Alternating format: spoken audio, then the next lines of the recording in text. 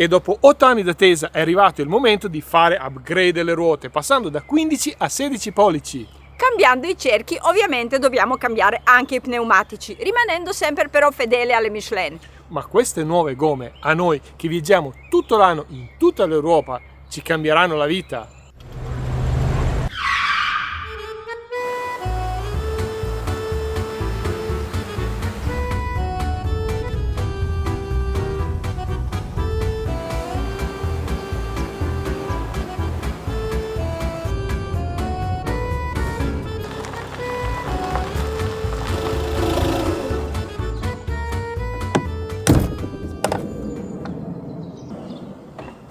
È arrivato il momento di cambiare i pneumatici, non che questi non vanno più bene, ma Michelin è conosciuta per i pneumatici che durano tanto senza compromessi sulla sicurezza. E noi di chilometri ne facciamo parecchi. Siamo Maya e Sasha, facciamo i nomadi digitali, il che vuol dire che possiamo lavorare ovunque senza un ufficio fisso. Sì, e per questo abbiamo fatto tantissime modifiche al nostro van. Questi video e cosa facciamo per vivere lo trovate sul nostro canale. Quest'ultimo è proprio uscito qualche settimana fa, ma trovate anche tutte le playlist con i nostri viaggi, organizzati anche piuttosto bene.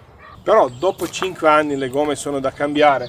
Basta toccarle per vedere che sono più secche e indurite. Gomme così non fanno più la presa sicura sulla strada. Eh sì, le condizioni della strada peggiorano, peggio è. Invece i pneumatici anteriori vanno ancora piuttosto bene, a parte che sono sporchi, perché hanno soltanto 4 anni. Ma come mai abbiamo pneumatici di età differente? Ma qualche anno fa abbiamo, più che forato, lacerato un pneumatico. E visto che non si cambia mai un pneumatico solo, a questo punto ne abbiamo cambiati 2, perché altri 2 avevano soltanto un anno. Ma al di là di questa piccola differenza d'età, adesso è arrivato il momento di cambiarle tutte, perché noi comunque le gomme le cambiamo ogni 5 anni. Però è arrivato il momento anche di fare il caffè. Quando abbiamo ordinato il camper potevamo subito scegliere i cerchi da 16 pollici ovviamente, ma in quel momento la differenza di 600 euro era insormontabile. Vabbè, eravamo costretti ai nostri cerchi da 15, ma almeno abbiamo scelto le gomme Michelin Agilis Camper 4 stagioni. Scusate l'interruzione, ma dobbiamo fare una precisazione. Noi, come tanti altri italiani, utilizziamo impropriamente il termine pneumatici 4 stagioni per quelli contrassegnati con la sigla M+S, soltanto perché è consentito girare in Italia in tutte le 4 stagioni. Adesso non so se loro soltanto hanno esaudito il nostro desiderio o si ha diritto di scegliere le gomme, però noi ce l'abbiamo fatta. Ce l'abbiamo fatta nel senso che abbiamo ottenuto le stesse identiche gomme che avevamo sul nostro vecchio camper, la grande cacca viaggiante. Quelli che hanno visto il video sanno quanti chilometri abbiamo fatto, abbiamo girato mezza Europa. E dal primo camper tour che continuo a dire che mi sembrano troppo piccole le ruote da 15. I cerchi sono da 15 pollici. Su un'altezza così sicuramente 16 pollici sarebbero stati più belli, ma noi fino adesso ci siamo trovati bene. È vero che ci siamo trovati bene anche con le ruote da 15, ma la mia faccia dice tutto. Poi segue il secondo van tour dopo le prime modifiche. I pneumatici sono sempre quelli da 15 perché i fondi sono finiti. Ma a parte la questione finanziaria, c'era anche un altro problema. Segue ultima clip. Non è tutto. C'è una cosa che Sasha vorrebbe fare dall'inizio, da quando abbiamo preso Charlie. Un po' per un motivo estetico, un altro un po' più serio, poter andare più facilmente sugli steradi, sulle strade off-road. Cioè cambiare le gomme e i cerchi. Noi attualmente abbiamo quelle da 15 e vogliamo sostituirle con quelle da 16. Quello che un po' ci lascia titubanti è la questione di omologazione. Se sul libretto non avete iscritte le dimensioni dei cerchi che volete installare, dovete fare l'omologazione, pratica piuttosto spinosa fino a poco tempo fa, perché non dipendeva soltanto dai cerchi che voi volete installare e dalla qualità del lavoro eseguito, ma poteva dipendere anche dall'umore dell'ingegnere della motorizzazione che sta valutando il lavoro. Brutto da dire, ma era così. Infatti noi ci siamo decisi a fare questo passo non soltanto perché abbiamo trovato i fondi, perché assolutamente dobbiamo cambiare le gomme, ma perché la procedura si è snellita e di tanto. Omologazione non è oggetto di questo video, ma ve la spiego velocemente perché non ci vuole più di tanto. Se voi come noi acquistate i cerchi omologati NAD, fate l'installazione presso il vostro gommista, prendete tutta questa documentazione o andate a motorizzazione, cioè li chiamate per fissare un appuntamento, o come noi andate in un'agenzia, così risparmiate un po' di tempo, spenderete qualcosa di più, però avrete i nervi salvi. Insomma, il punto è che avrete l'omologazione al 100%. Nella documentazione che vi arriverà con i cerchi saranno segnalate tutte le misure consentite dei pneumatici che voi potete montare. Infatti, quando abbiamo ordinato i cerchi ci hanno dato le misure e adesso stiamo aspettando i nostri pneumatici. E come abbiamo sempre fatto in qualsiasi video che abbiamo fatto di installazione e manutenzione, vi spieghiamo sempre perché facciamo una cosa, e così vi spiegheremo anche perché abbiamo detto che questi pneumatici ci cambiano la vita o ci cambieranno la vita.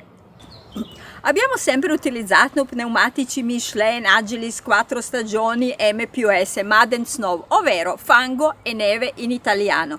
E in Italia anche durante l'inverno potevamo girare tranquillamente. E all'estero?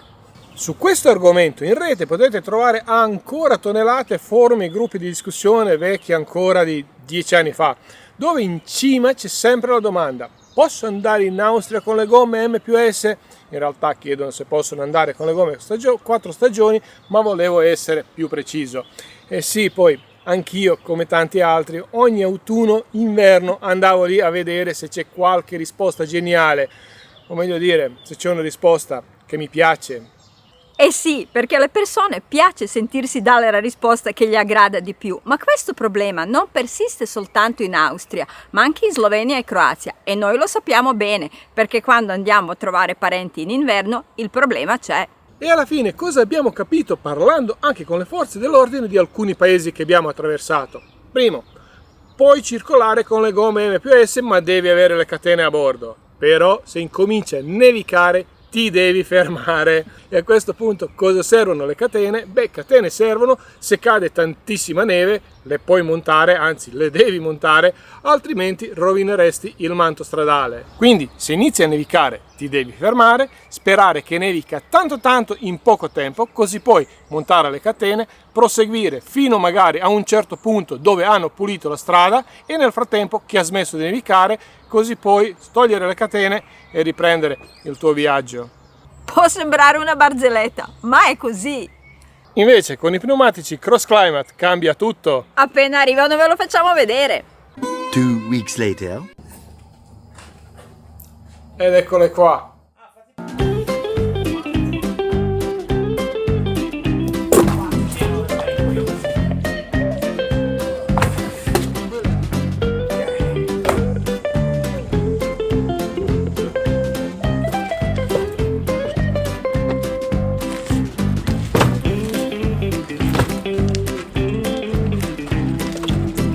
E ora si va dal gommista.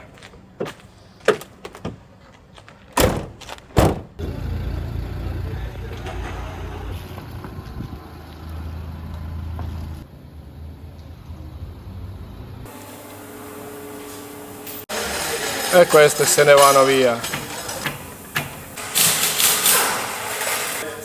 domande sono belle. Prima e dopo. E quasi ci siamo. Così? Dritto così? Perfetto.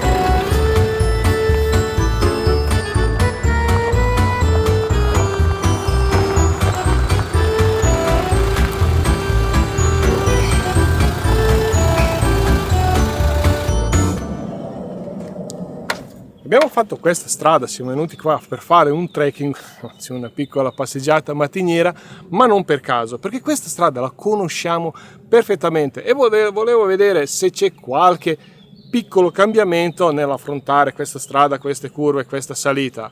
Ma non è stato un piccolo cambiamento, ora sembra che sto facendo pubblicità, ma è stato un enorme cambiamento.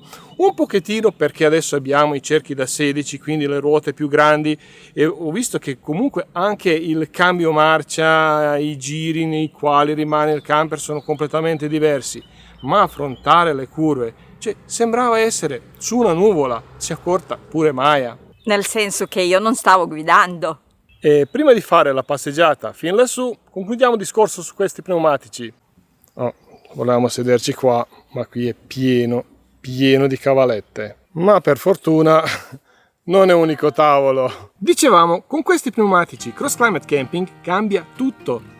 Eh sì, perché questi pneumatici, oltre ad avere il solito simbolo M+S, hanno anche il simbolo di 3 cime con il fiocco di neve, Free Peak Mountain Snowflake, il che vuol dire che sono anche gomme invernali e che potete tranquillamente circolare anche in inverno. E poi c'è di più, perché di solito i pneumatici 4 stagioni sono sempre di derivazione invernale, quindi d'estate, soprattutto in Italia, dove fa leggermente caldo, si consumano di più, mentre questi pneumatici sono di derivazione estiva, quindi d'estate non si consumano di più di un normale pneumatico estivo. Per noi che viaggiamo tantissimo, come potete vedere dalle nostre numerosissime playlist, girare legalmente, ma soprattutto in sicurezza, è fondamentale.